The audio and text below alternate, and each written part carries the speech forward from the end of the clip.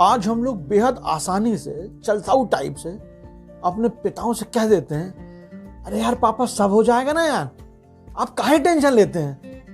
पर 20-25 साल पहले सोचिए हम लोगों की पापा से कैसी बातें होती थी। शायद बात होती नहीं थी। कभी कुछ कहना हुआ तो मम्मी से बोल दिया, पापा से बोलना बहुत ही जरूरी हुआ तो बस बोलते हुए से निकल गए, पता भी नहीं पड़े कि कुछ कहा है, क्योंकि कुछ ना कुछ हो जाएगा, क्योंकि वो अलग किस्म के पापा लोग थे। नमस्कार दोस्तों, मैं अतुल हूं। आज शनिवार है और हर शनिवार को आपको कहानी सुनाने का वादा रहता है। कल यानी 20 जून को फादर्स डे रहता है। मेरा व्यक्तिगत तौर पर मानना है कि माता पिता के लिए यार दिन जैसी क्या चीज होती है, पर ठीक है, जमाना बदल गया है। इसी बहाने कम से कम कुछ लोग जो कभी याद नहीं करते कम से कम याद तो कर लेते हैं। तो आज अपनी ये कहानी सुना रहा हूं। कहानी का नाम है राम जी की मार। बात 7वीं यानी मेरी 7वीं, मैं 7th क्लास में जब पढ़ता था, 1987-88 की है। ईयरली एग्जाम जिसे हम लोग वार्षिक परीक्षा कहते थे, वो हमारा आखिरी पेपर हो चुका था। मन कुलांचा भर रहा था कि यार अब तो आग लगा देंगे। पेपर देकर मैं सीधे नानी के घर आ गया था। नानी के घर बाई के बगीचे में था। आप जानते ही हैं मैं जबलपुर से हूँ। जबलपुर में एक बाई के बगीचे नाम का इलाका है, यहीं पे नानी के घर था। अपन ग्लैड थे, जबलपुर में एकदम गिल्ल थे। नानी के घर थोड़ी देर में पापा भी आ गए। उन्हें कहीं काम से जाना था। उनके साथ एक प्यून भी था। वो प्यून देखने में बिल्कुल प्यून नहीं लगता था, एकदम handsome, up to date, tidy. उन्हीं ने मुझे बताया कि मैं प्यून हूं। एक बार तो उन्हें विश्वास ही नहीं हुआ कि यार ये ऐसा भी प्यून होता है, लेकिन फिर ठीक है। अपन उछल कूद में मस्त थे, मचाए हुए हैं, गदर काटे हुए हैं। पापा टी शर्ट पहने हुए थे, बहुत डैशिंग लग रहे थे। टी शर्ट में उनके बाइसेप्स गजब के लगते थे। हंसी मजाक के बाद उन्होंने पूछा, पेपर कैसा गया। मैं हवा के घोड़े पर सवार था, मस्ती में बोल गए अपन, शानदार। उन्होंने हमेशा की तरह क्वेश्चन पेपर मांगा चेक करने के लिए। अपन अपनी धुन में। पेपर टनाटन हुआ था। मन में यही आ रहा था, यार पापा को ऐसा बताएंगे ये परास्त हो जाएंगे। कहाँ का पेपर, कहाँ का क्या, पूछो तो आप। अपन कूदते फांदते बस्ते की तरफ पेपर निकालने के लिए पहुंचे। बस्ते में पेपर चेक किया तो सारा पेपर ही नहीं। जान सूख गई अपनी। सारी खुशी एक पल में धुआं हो गई। मैंने पापा से झूठ बोला कि पेपर योगी के पास है। कि अपना पेपर तो मैं स्कूल में छोड़ आया था। इसी समय ही पता लगा कि हम पेपर स्कूल में छोड़ आए हैं। मतलब इतने बदहवास थे उस आखिरी पेपर की खुशी में कि पेपर लेना ही भूल गए। और नानी के घर आके पता लगा कि साला पेपर तो स्कूल में छूटा हुआ है। आनंद फानंद में योगी यानी योगेश शर्मा मेरी ही क्लास में था। आज भी वो बहुत अच्छा दोस्त है। योगी नानी के घर के पास में रहता था। पापा कुछ गुस्से में बोले, जाओ जल्दी लेके आओ। मैं भागता हुआ योगी के यहां पहुंचा। आवाज लगाई तो योगी की मम्मी बाहर निकल आई। मैंने योगी के बारे में पूछा तो बोली, बेटा आज आखिरी पेपर था और वो बोल के गया था कि स्कूल में खेलेगा। वो तो खेल रहा होगा स्कूल में। यार मेरी तो जान सूख गई। कहानी खत्म। अब लग गया कि बेटा आज तो तुमको भगवान भी नहीं बचा पाएगा पापा से। योगी का घर नानी के घर से सिर्फ 100 मीटर दूर था। योगी तो मिला नहीं। अब कोई चारा नहीं, घर लौटना ही है। धीरे धीरे घर की तरफ चल पड़ा। अब कितना भी धीरे चलता, 5-7 मिनट तो यार पहुंच ही जाऊंगा। यही लग रहा था कि यार कोई तो आके बचा ले। पैरों में ऐसा लग रहा था कि मतलब ईंटें बंधे हुए हैं। जैसे तैसे करते घर पहुंचा। पापा बैठे हुए थे सोफे पे। पहला प्रश्न दागा उन्होंने, पेपर कहाँ है। मैंने आओ देखा ना ताओ, कुछ सोचा नहीं, तपाक से कह दिया, मेरा पेपर स्कूल में छूट गया। बस इस जवाब के साथ ही कुटाई शुरू हो गई। पापा की माइक टाइसन की फिजिक थी। सोचिए यार किस तरह ठुका होऊंगा। नानी के बीच बचाव से किसी तरह पापा रुके, लेकिन तब तक भी बहुत ठुक चुका था। जो बन पड़ा वो हो गया। हाथ उनके ऐसे लगते थे जैसे लोहे के हों। 7th का बच्चा। खैर सब कुछ हो चुकने के बाद कुछ देर बाद मैं साइकिल से अपने घर के लिए निकला। आधारताल में घर था। पापा अलग साइकिल पर थे। घमापुर चौराहे पर। घमापुर चौराहा जबलपुर का विख्यात टाइप का चौराहा है। यहाँ पापा के पुराने दोस्त मिले। मैंने उनसे रुआंसा तो था ही, उनसे नमस्ते की। पापा ने उनके सामने फिर मारा। अंकल लोगों से उन्होंने यही कहा, साले स्कूल में अपना पेपर छोड़ आया। वे लोग बोले, अरे जाने दिए तिवारी जी, बच्चा ही तो है। पापा ने उनके जवाब को काटा, अरे ऐसे थोड़ी चलता है। किसी तरह मैं आगे चला घर की तरफ, रास्ते भर रोता रहा। सोचा ही नहीं था यार कि आखिरी पेपर अच्छा करने के बाद शाम इस कदर खराब होगी।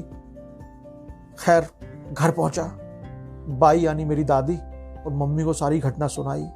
उन्होंने किसी तरह से दिलासा दिया, सीख भी दी, भैया ऐसा काहे करते हो, आखिरी तक थोड़ा संभाल के कर लेते, खेलना तो था ही, थोड़ा सा ध्यान रखते। पेपर खत्म होने की सारी खुशी नदारद हो चुकी थी, शाम हो चुकी थी। थोड़ी देर बाद बाई के साथ पास में ही नल था, तो नल से पीने का पानी भरने के लिए हम बाल्टी और गगरी लेकर गए। 7:30-8 बजे पापा घर आ गए। मेरी सिट्टी पिट्टी फिर गुल थी कि कहीं फिर से ना ठोक जाऊं पिट जाऊं, पर वो सिर्फ इतना बोले, टिक्कू के यहाँ से पेपर लेकर आओ। टिक्कू यानी अमित भट्ट है उनका नाम, वो केजी पहली के मेरे दोस्त हैं, आधार ताल में रहते थे पास में। टिक्कू की मम्मी यानी सत्या आंटी और मेरी मम्मी साथ में ही प्राइमरी स्कूल में टीचर थी। टिक्कू के यहां से मैं पेपर लेकर आया। पापा ने एक एक प्रश्न पूछा, मैं जवाब देता चला गया। हर सही जवाब के साथ कॉन्फिडेंस बढ़ता जा रहा था। मन में यही आ रहा था कि पापा से कहूं कि जब कुछ सही करके आया हूं तो काहे इतना पीट दिए, थोड़ी देर बाद जवाब सुन लेते आप। लेकिन इतना बोलने का वक्त था नहीं। सारे आंसर सुनने के बाद पापा के चेहरे पर एक संतुष्टि का भाव था, हालांकि उन्होंने मुझे दर्शाया नहीं। रात में खाना खाते वक्त पापा ने मम्मी को बताया कि उन्होंने प्रिंसिपल से पूछ लिया था कि मैंने पेपर दिया है कि नहीं। उन्हें पता चला कि मैंने न केवल पेपर दिया था बल्कि पेपर अच्छा भी गया था। पापा की बात सुनकर लगा कि वो क्या और कहां तक सोच रहे थे। रिजल्ट आया तो मैंने सेक्शन में टॉप किया था। सारी मार भूल चुका था। बड़े होने पर समझ आया कि बेटा बाप तो बाप ही होता है। पापा को दुनिया से गए 28 साल हो चुके हैं। तब मैं 12वीं में था। उनके साथ ओलंपिक देखा, 100 मीटर रेस का रोमांच जाना, फुटबॉल देखी और ब्राजील का फैन बना, टेनिस देखा, Boris Becker, Ivan Lendl, Stefan Edberg, Martina Navratilova को जाना। पापा के बाइसेप्स देखकर ही बॉडी बनाने का सोचा। 7वीं में ही ईंटें उठाने लगा था। हाइट भी रुक गई, लेकिन कोई दिक्कत नहीं, बॉडी तो बन रही थी। एक्सरसाइज करना, दौड़ना आज भी बदस्तूर जारी है। उनके जाने के बाद पेटी में हिस्ट्री की कई किताबें मिली। हिस्ट्री मेरा प्रिय सब्जेक्ट है। मैं समझ गया कि वो क्या चाहते थे। उसे पूरा करने की भरसक कोशिश भी की, नाकाम रहा, पर सेटिस्फैक्शन है कि काफी कुछ पढ़ सीख पाया। आज कई चीजों में खुद को कईयों से बहुत आगे पाता हूं। इसकी वजह पापा यानी स्वर्गीय रामजीलाल तिवारी ही है। बस यही थी आज की कहानी। दोस्तों, कुम्हार ही घड़े को आकार देता है। अगर घड़े को कुम्हार की थपकियां बुरी लगने लगे, घड़ा कुम्हार की थपकियों से गुस्सा होने लगे, तो फिर तो बन चुका घड़ा। हमारे जो पिता लोग थे वो अलग ही दौर के पिता थे। वो दूर से देखने पर खूंखार लगते थे।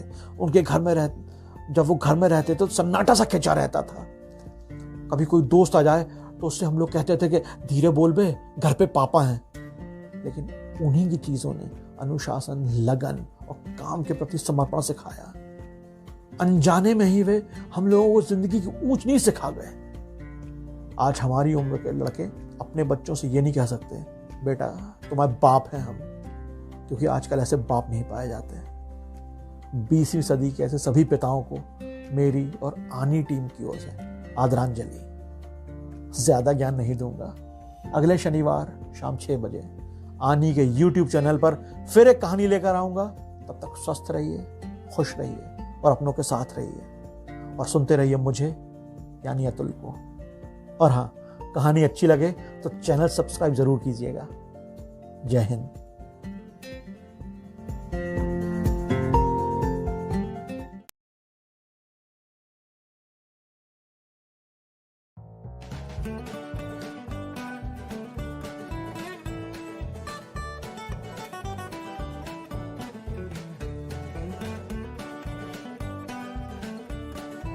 watch Ani TV.